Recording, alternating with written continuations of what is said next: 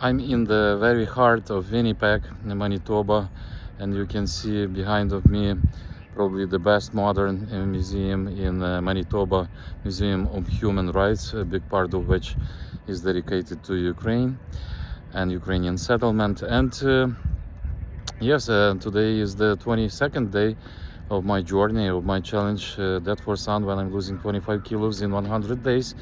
For the sake of raising money for my son's education, it's 100,000 grand. So that's a large amount of money, and I'm asking you to support and donate on GoFundMe. Today I'm gonna do quite a big walk by the river, visiting interesting places in Winnipeg, and that's gonna be my last day here in Manitoba. Actually, today is the last day before I come back from my trip to Winnipeg, and this is a famous Mahatma Gandhi. The beginning of 18th century, many missionaries, especially from the Society of Jesus, Jesuit fathers, were killed here when proclaiming the gospel to the native people. The Catholic Cathedral of Saint Boniface. The contemporary cathedral was built in 1972 behind the older church, and there are only the remnants of this church which probably burned in the past. The place I'm at is the so-called The Forks. The name of the place comes from the fact that here is the meeting place, a meeting point of two rivers, Red River and Assiniboine River. It's actually -5, but under the sun and with no wind, it looks like a summer.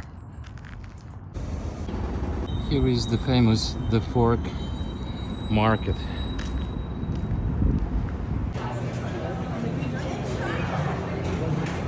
There are many stores and restaurants here. There is a platform in the Forks Market where you can have a beautiful view of downtown Winnipeg, of the Museum of Human Rights and the Museum of Manitoba as well. Now the two rivers that come together at this Forks point.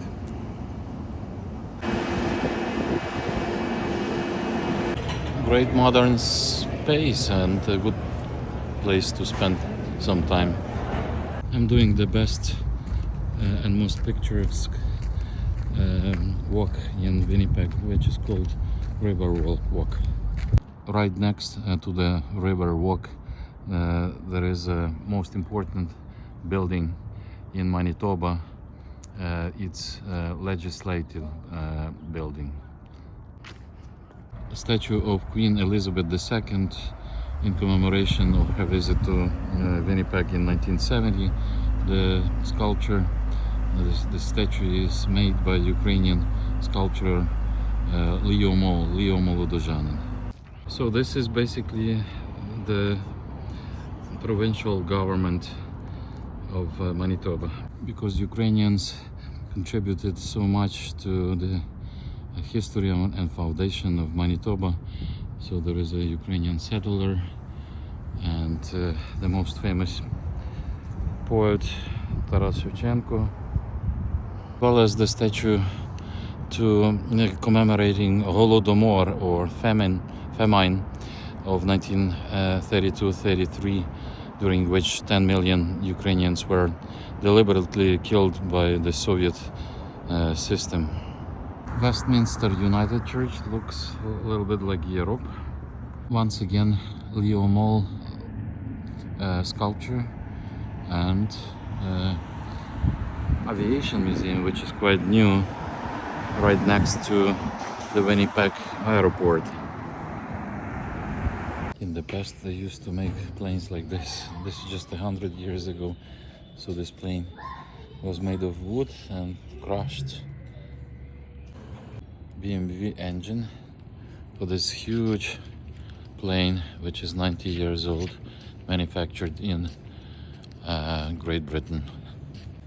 First woman was working on this aircraft 95 years ago. She was from Vancouver. This canoe was flying together with aircraft. Of course, they had planes that could land on water. Could carry up to 7 passengers.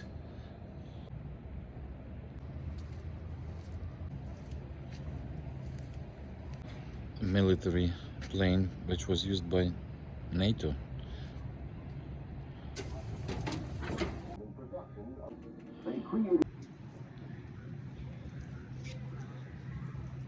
Another military plane. This is something really interesting. This plane could actually fly like a conventional fixed wing aircraft, but also like a helicopter. This is something really interesting. This plane could take off and land like a helicopter. Second pilot and first pilot. Another really interesting project. It was designed and made in 1950s, and supposedly if there would be a nuclear war, this kind of plane had to also land and take off like a helicopter and fly as high as 29 kilometers above the ground, but actually this project failed. The homemade very small and light helicopter.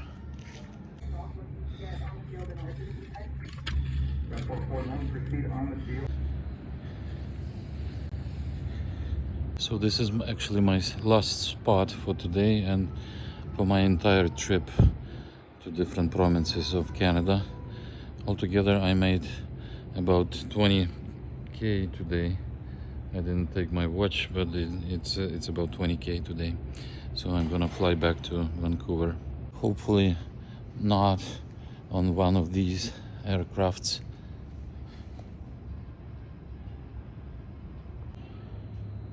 But on the actual one.